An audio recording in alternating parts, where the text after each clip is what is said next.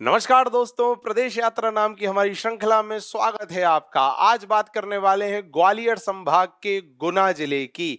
हर जरूरी तथ्य को कवर करेंगे जो पीईवी के हर एग्जाम में आपकी मदद करे।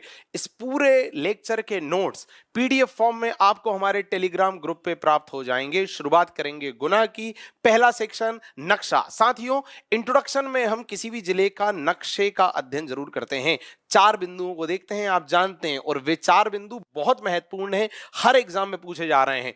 पहला बिंदु जो है वो ये है कि जो संबंधित जिला है मतलब गुना, पड़ोस के किन जिलों की सीमा को स्पर्श करता है। तो गुना जो है वो पड़ोस के शिवपुरी, अशोकनगर, विदिशा, भोपाल और राजगढ़, जी हां, इन 5 जिलों की सीमाओं को स्पर्श करता है। अब ये वाला बिंदु आप याद नहीं कर सकते, आप रट नहीं सकते, इसके लिए आपको नक्शे का अध्ययन करना पड़ेगा ज्यादा से ज्यादा। मैंने हर बार कहा है कि अपने स्टडी रूम में नक्शे लगा लीजिए, निरंतर देखते रहिए। थोड़ा सा एक जिले की सीमा देख लो, थोड़ा ये देख लो कि कौन सा जिला किस हिस्से में आ रहा है। इस तरह से आप नक्शे को प्रिपेयर कर सकते हो और इस तरह के क्वेश्चन आपसे बनेंगे। चलिए, दूसरा बिंदु कौन सा है कि जो जिला है मतलब गुना, वो पड़ोस के किस राज्य की सीमा को स्पर्श कर रहा है। तो यहां से स्पष्ट नजर आ रहा है, यहां पे राजस्थान है दोस्तों। तो गुना जो है वो केवल एक राज्य की सीमा को स्पर्श करता है, मतलब राजस्थान। तीसरा बिंदु, जो जिला है वो किस पठारी क्षेत्र में आता है। तो साथियों, गुना जो है वो 2 पठारों के अंतर्गत आता है। एक तो आता है मध्य भारत के पठार के अंतर्गत, मध्य भारत का पठार, और दूसरा आता है मालवा के पठार के अंतर्गत। 2 पठारों के अंतर्गत आता है दोस्तों, क्लियर होना चाहिए। ऐसे जिले ही हमें कंफ्यूज करते हैं और इस तरह के कंफ्यूज करने वाले क्वेश्चन ही एग्जाम में आते हैं। चलिए, चौथा और आखिरी बिंदु कि किस संभाग का पार्ट है। तो गुना जो है वो ग्वालियर संभाग का पार्ट है। ये चारों बिंदु हमने कवर कर लिए जिनसे प्रश्न बनते हैं और जो हम हर जिले में कवर करते हैं। यह है इंट्रोडक्शन गुना का, यह है ज्योग्राफी गुना की।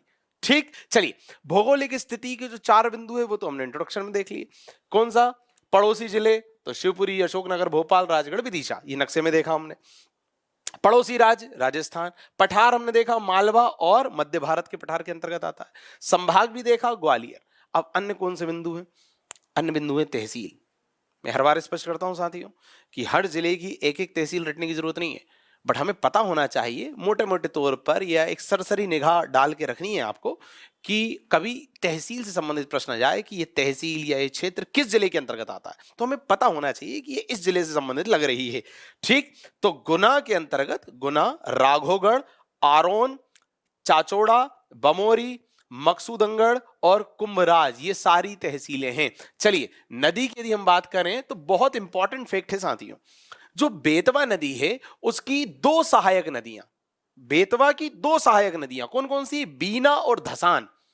ये जो 2 नदियां हैं ये दाईं तरफ से, दाईं तरफ मतलब राइट हैंड तरफ से, और सिंध नदी ये भी बेतवा की ही सहायक है, ये बाईं तरफ से गुना और अशोकनगर को समद्विभाजित करती है। समद्विभाजित मतलब गुना और अशोकनगर को विभाजित करती है, गुना और अशोकनगर के बीच की सीमा बनाती है, आसान भाषा में कहूं तो पता होना चाहिए कि बेतवा नदी की जो सहायक नदियां हैं बीना और धसान, ये भी गुना और अशोकनगर को समद्विभाजित कर रही है, मतलब 2 भागों में बांट रही है, और सिंध नदी भी गुना और अशोकनगर को 2 भागों में बांट रही है। ठीक, ये पता होनी चाहिए। चलिए, पर्यटन की बात करें तो साथियों यहां पर 20 भुजा देवी का मंदिर है। ऐसा कहा जाता है कि माता जो है अपने भक्तों को 3 रूपों में दर्शन देती हैं, और ऐसी मान्यता है कि मां की 20 भुजाएं हैं, 20 हाथ हैं। चलिए, बजरंगगढ़ की ऊंची पहाड़ी पर इनका मंदिर है। तो इतने सब डिटेल में नहीं जाना है, बस पता होना चाहिए कि 20 भुजा देवी का मंदिर कहां है? गुना में है, ये उनका चित्र। चलिए, दूसरा गोपी कृष्ण सागर डैम, सीधे बस ये देख लो कि गुना में है, इससे ज्यादा परेशान नहीं होना, ये उसका चित्र। आगे देखते हैं, टेकरी सरकार हनुमान जी का मंदिर बहुत ज्यादा प्रसिद्ध है साथियों। दक्षिण मुखी हनुमान जी की प्रतिमा है यहां पर, जो 7वीं शताब्दी से संबंधित है। ठीक, चलिए आगे जाएं।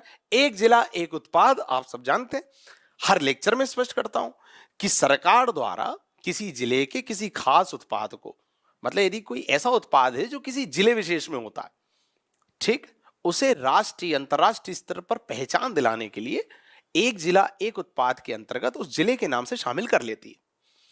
तो गुना जिले से धनिया को एक जिला एक उत्पाद की श्रेणी में शामिल किया गया है, तो सीधे प्रश्न आएगा कि गुना का कौन सा उत्पाद बड़ा प्रसिद्ध है, बड़ा फेमस है? तो धनिया। चलिए, प्रमुख व्यक्तित्व साथियों, रमेश चंद्र लोहाटी जी, जो कि सुप्रीम कोर्ट के मुख्य न्यायाधीश भी रह चुके हैं, वो मध्य प्रदेश के गुना से हैं। साथियों, 2-3 प्रश्न बनते हैं इन सब बिंदुओं पर। पहला प्रश्न बनता है कि जो व्यक्ति हैं वो किस क्षेत्र से संबंधित है? क्षेत्र मतलब किस विधा से संबंधित है? तो न्यायिक क्षेत्र से संबंधित है।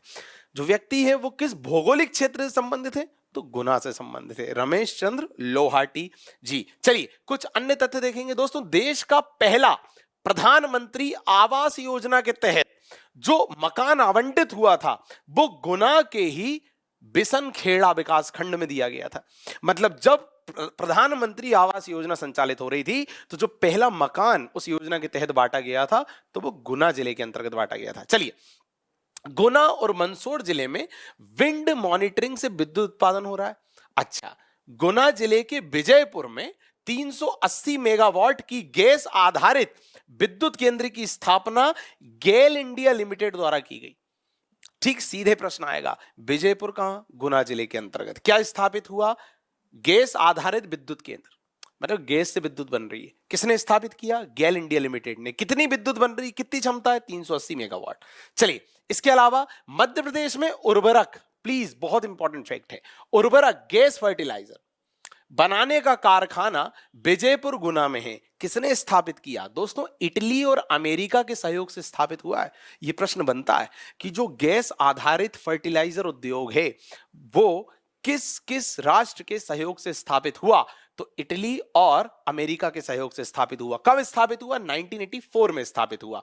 यहां एक साइकिल उद्योग भी है दोस्तों, जो राघवगढ़ है। अब देखिए, मैं क्या बोल रहा था आपसे कि तहसीलों के नाम कई बार आ जाते हैं कि बताइए किस जिले से संबंधित है। अब देखिए, राघवगढ़ तहसील है गुना की, अभी हमने स्टार्टिंग में देखा, और राघवगढ़ में तकनीकी परिसर बनाया गया है, इसलिए राघवगढ़ प्रसिद्ध हो गया। अब प्रश्न जाएगा कि तकनीकी परिसर कहां है? राघवगढ़ में है। और राघवगढ़ किससे संबंधित है? गुना से।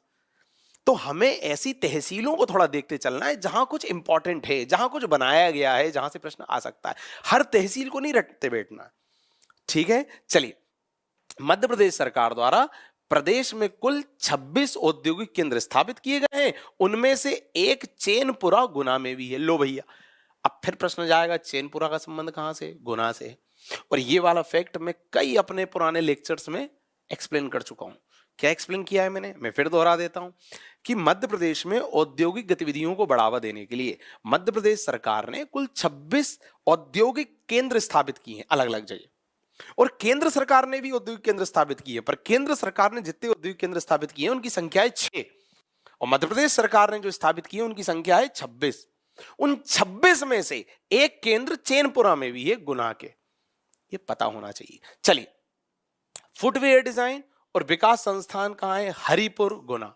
हरिपुर जाएगा, बताइए किस जिले से संबंधित है? चलिए, यहां पर धनिया पार्क भी है, क्योंकि धनिया यहां का प्रमुख उत्पाद है, जैसा मैंने स्टार्टिंग में बताया। दोस्तों, संजय स्टेडियम विद्यमान है, बहुत इंपॉर्टेंट है, स्पोर्ट्स से संबंधित फैक्ट। चलिए, इसके अलावा गुना के मल्हारगढ़ किले में स्थित बावड़ी का नाम दोयाला बावड़ी है। इसके अलावा बजरंगगढ़ का किला या राघवगढ़ का किला भी यहां विद्यमान है। बजरंगगढ़ अभी पहाड़ी और क्षेत्र अभी हमने देखा था।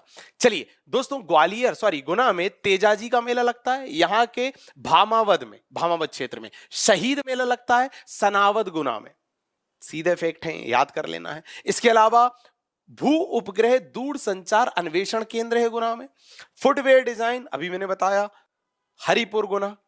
तो ये कुछ अन्य तथ्य थे कि भाई कौन सा सेंटर है, कौन सा केंद्र है, कौन सा मेला आयोजित होता है। तो ओवरऑल आपने इस पूरे जिले में ये देखा कि हमने कुछ भौगोलिक पहलुओं से संबंधित बिंदु देखे, कुछ ऐतिहासिक बिंदु देखे, कुछ वे बिंदु देखे जो पर्यटन से संबंधित है। और पर्यटन वाले में केवल हमें ये याद रखना है कि इस नाम का स्थल कहां है। और एक बिंदु जिसमें मैं बार बार आपका ध्यान आकर्षित करना चाह रहा हूं कि जब किसी तहसील से संबंधित प्रश्न बने कि बताइए ये तहसील कहां है या ये क्षेत्र कहां है, तो गुना में है या कहीं है, वो आपको पता होना चाहिए। और तहसील केवल कौन सी वाली याद करना है? जहां कुछ इंपॉर्टेंट हुआ है। जैसे हरिपुर की अभी हमने बात की, राघवगढ़ की अभी हमने बात की, चैनपुरा की अभी हमने बात की। ठीक, तो ये था हमारा गुना जिला। अगले जिले के साथ मिलते हैं। बहुत बहुत धन्यवाद।